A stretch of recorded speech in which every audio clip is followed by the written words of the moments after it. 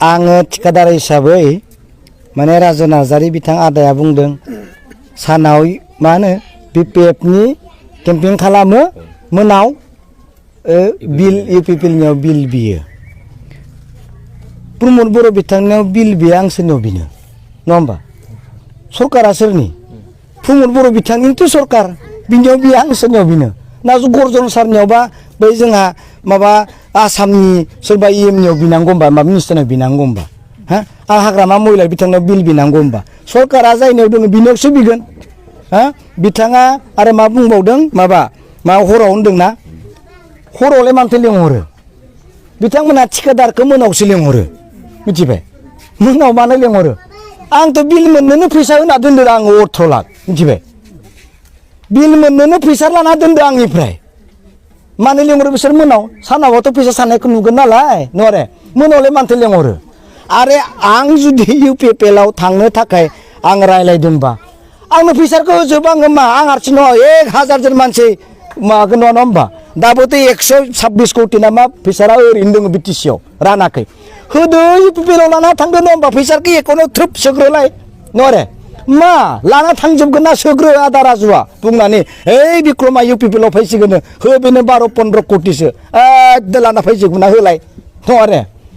चन्दन ब्रह्म सार बिथाङा BPF-खौ नागारलांनायनि सिगां रिजिगनेसन होनायनि सिगां मोनसे खोथा बुंदों जाया प्रमान हकारि खोथा बुङो बेखौसो फोथाय भिडिअ क्लिपखौ नोंसोर ला गोबाङा गोबां खोथा बुंनो हागौ नाथाय जाया प्रमान लानानै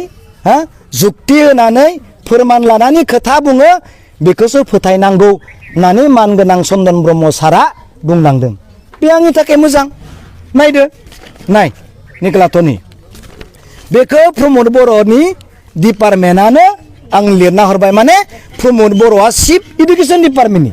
प्रमद बर'नि लिरनाय जाबाय प्रमद बर' सार बिथाङानो बुंहरबाय देयार इज न' गभर्नमेन्ट एमेन्डमेन्ट बिल बे 10टा कलेजाव जेबो गभर्नमेन्ट एमेन्डमेन्ट बिल जायाखै माने बेयाव जिर' होननानै बे बुंबाय बेखौ सोर बुंदों राजु नार्जारि आदाया सोंलाय बै बा प्रमद बर' सारनियाव नङा रे बिनियाव सोङो बिक्रमा बेखौ हरबायना बिक्रम नों मानो हरना लानाय दाथ' नै एभिडेन्सआ थाहैबायना 10टा कलेज जायोखौ प्रमद बर' सारानो गावनो बुंनाय जायाखै होमबा बिनिनो चिफ नङा रे मा होनना बुंनो दा आदा राजु नार्जारिखौ प्रमद बर' सारा खोनथाम बोरलानि थिरदो गावखाबाय खनसे आथेङाव खनसे बिखायाव नै दाखालि बावै खनसे खर'आव माबायावनो एकदम मेलेमावनो माबायावबो मोनासै MCL-आवबो मोनासै थिर गावबाय आथेङाव नङा होमबा MLA-आवबो मोनासै बिखायाव गावबाय नङा रे थिरखौ MP-आवबो मोनासै खर'आव गावना होबाय दिल्लीयाव खारना थाहैबाय बुरखाय बेसरा फैफिनबाय बास नङा रे होदो ओइ सिमा बारायनायनि लेखाया होदो रायजोनो आंहाथ' गालांखाजोबसै दा नै दिल्लीयालाय माखौ हरदों नै दिल्लीया लिरना हरनाया द्राफ्ट नङा बियो माइनुटसो जे मिटिङाव खामानि मावनोब्ला मिटिं लिङो माइनुटस लिरो बिथांखि लायो बे बिथांखिसो नोंसोरो ओइ तेजपुराव थांदो उदालगुरियाव खाथि जाखायो सेन्ट्रेल इउनिभारसिटिया होननानै बुंदों NIT-आ सिलचरावनो दंखायो 2019-आव होनाय सेन्ट्रेल सरकाराव जेबो बिथांखि बिदि पलिसि गैथ'वा होनना बुंनाय माने मा होआ रेलवे फेक्टरिया बङाइगावआवनो दोङो थांनाय बोसोरावसो जोङो बेयाव बाजेट हमदों बिनिखायनो बेयावनो थां नङा रे NDB-फोरनियाबो जों लनसो होदोंमोन लेखाखौ खिथिदो सिमा बारिनायनि NDB-नि स्कुल जानायनि चन्दन ब्रह्म सार बिथाङा बुंनाय बायदि फोरमाना जेखौ बुङो बेनो सैथो जायो बिदि आंथ' रायजोनो होना गालांजोब्बाय लेखाफोरखौ सोंदो आरो रायजोखौ मोनसे काम बिसोर फैनायनि आगोलनो रायजोआ लाइजाम हर नोंथांमोना जोंनियाव फैनांगौ नङा होमबा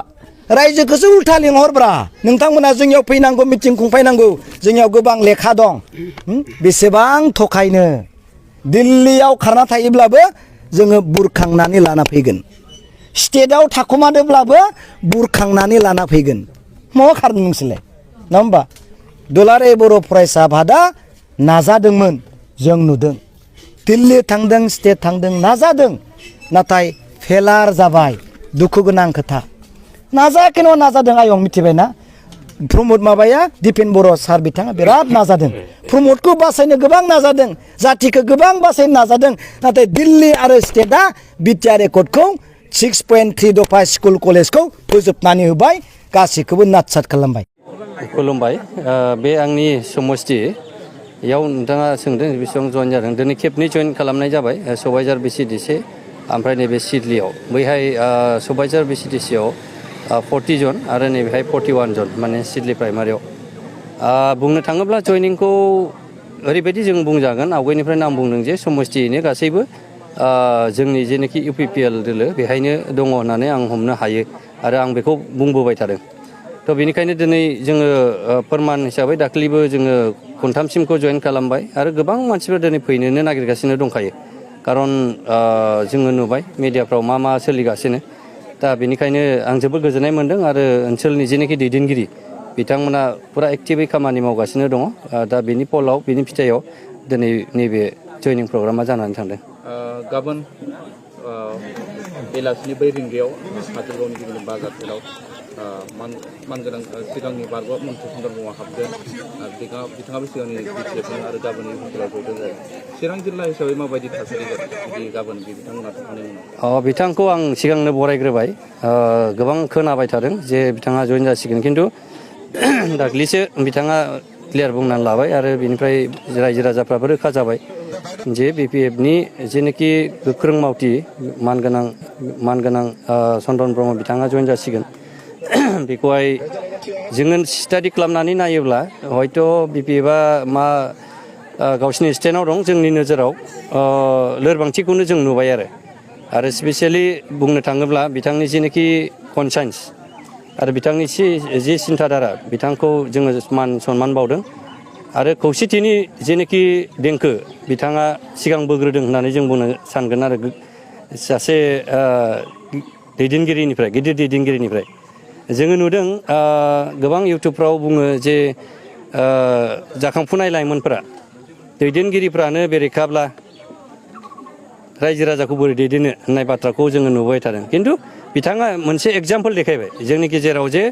सासे गोजौ थाखोनि बिपिएफनि आरो गावसोरनो दैदेनबोनाय बिपिएफनि बे लिडारा दिनैहाय मोनसे सिन्थाधाराजों आरो बिटिआर ओनसोलखौ गोजों गोग्गो आरो जौगाथायनि बेलायाव जे मदद खालामदों बिथांनि जेनाखि स्पिरिट आरो खौसेथिनि स्पिरिटखौ जोङो बरायदों बेनिखायनो आं सानो फैगोन समफोराव जोंनि बे चिरां ओनसोलल' नङा गथै बे बिटिआरआवनो हयथ' गासैबो लिडारफ्रा सम लानानै सोलायगोन आरो गोबां लिडारफ्रा सावरायबाय थादों बिथांमोनाबो खौसेथिनि देंखोखौ बोफागोन आं खावलायनाय थाबाय आरो बिथांमोनाबो जेन बेबायदि मोनसे मोजां स्टेप्स लायो आरो बे जोंनि ओनसोलखौ जेनोखि आन्दलनजों गोरोबनानै थानाय बेखौ जोङो ज'यै मावलायनाय खामानिफोरखौ दायित्वफोरखौ लाफैनानै खामानि मावनायखौसो आं खावलायनो सानदों गासै 3 मिटिं जों एटेन्ड खालामगोन धिकाजुलि राङापारा बिहालि आरो गहपुर नैबे बिसायख'थियाव एनडिएनि जायफोर बिजाथि बिथांमोना जोबोद भटआव देरहागोन मानोना प्राइम मिनिस्टार नरेन्द्र मदि बिथाङा 3थि खेबनि थाखाय प्राइम मिनिस्टार जानो थांगासिनो दङ आरो बिथाङा थांनाय 10 बोसोराव सारा भारतनिनो रायजो राजाफोरनि गोसोखौ जै खालामनो हादों मानोना बिथाङा गोरिब गुन्द्रानि खोथाखौबो सानदों आरो हादोरखौ जौगाहोनायनि खोथाखौबो सानदों लोगोसे हादोराव सान्थि लाबोनाय सोलोंथाइ बिथिङाव जौगानाय गुबुन गुबुन बिथिङाव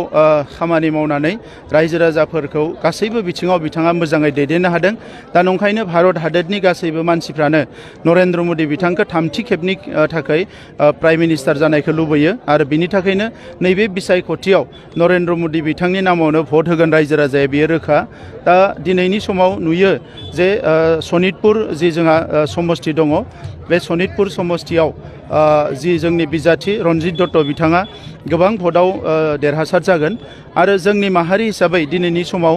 रन्जित दत्त बिथांनोनो जोंनि मानसिफ्राबो भट होगोन मानोना थांनाय समाव गोबाव सम जोंनि हा हुनि मोन्थायखौ मोनाखैमोन नैबे मानगोनां डक्टर हिमन्त बिश्व शर्माया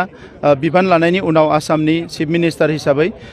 दिनै 12,000निख्रुइ बांसिन जोंनि न'खरफ्रा हानि मोन्थायखौ मोनबाय बे ओनसोला बिटिआर ओनसोलाव माखासे गामिया थिसनजाबाय माखासे थिसनजानायनि लामायाव दङ बेजों लोगोसे बे ओनसोलनि फरायसालि बायदिसिनाफोरखौबो प्रभिन्सियेलाइज खालामनायनि थाखाय माखासे सावरायनाया सोलिगासिनो दङ आरो बिटिआर ओनसोलाव हाबहांनायनि थाखाय जोङो थोंजोङै माखासे डेभेलपमेन्टनि खामानिफोरखौ मावनो हादों। दा बिनिखायनो सनितपुर बिश्वनाथनि गासैबो आइ आफा रायजो राजाफ्रा बिबारनि सावगारियाव रन्जित दत्त बिथांनो भट होगोना रोखा जाबाय। दिनै जोङो रायजो राजाफोरखौ लोगो हमनो फैदों, रायदावनो फैदों आरो बैसागुनि गाहाम हामलायनाय बावनो थाखाय जोङो दिनै नुजाफैदों। जाथिया जेबो भेलु गैया, बियो बे सोरबा देउरि होननाय सासे आंजां मानसिखौ होदो होननाय खोनादों। दा बे मानसिखौथ' रावबो सिनायानोखा आरो दिनैनि समाव बेवहायथ' भट मोनगोनानो बिराद डाउटफुल। साबेसे दङ बिपिएफ बेवहाय। दा बिथांमोना आननेसेसारि मोनसे जेंनाखौ बेवहाय सोमजिहोनो नागिरदों आरो नांगोलनि सावगारिया जिहेतु लासै लासैनो गोमोरलांसिगोन, बेनिखायनो बिथांमोना ओरैनो बिजाथिफोरखौ होलाबायनानै नांगोलनि सावगारिया थाथों होननानै बेबायदि खालामफैदों। नाथाय बर' हारिनि जि जेंनाफोर, बिथांमोना जेला पावाराव दङमोन, 3 गाहाम मन्त्रि दङमोन, बै समाव बिथांमोना जेंनाफोरखौ सुस्रांनो हायाखै आरो दिनैनि समाव माबा मोनसे जेंना सुस्रांनायनि बाथ्रायाथ' फैयानो, बिथांमोना जेबो खामानि मावनो हानाय नङा। ओंखायनो जोंनि भटखौ जाहाथे आद्रि खालामा, आं बेखौ खावलायो।